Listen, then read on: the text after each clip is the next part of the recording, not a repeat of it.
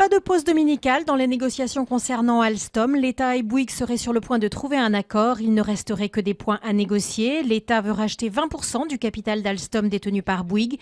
Une opération qui conditionne l'avenir de l'alliance entre le groupe français et l'américain General Electric, a rappelé samedi soir le ministre de l'économie Arnaud Montebourg.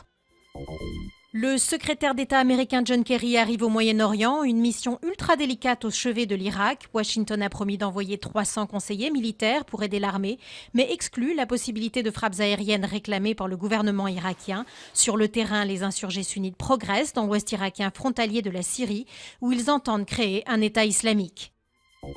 Un péage de transit pour les poids lourds de plus de 3,5 tonnes est limité à 4000 km du réseau routier national au 1er janvier 2015. C'est le nouveau dispositif du gouvernement pour remplacer l'écotaxe. Pas le bon scénario pour le porte-parole des bonnets rouges qui réclame la gratuité des routes en Bretagne et promet de rester mobilisé.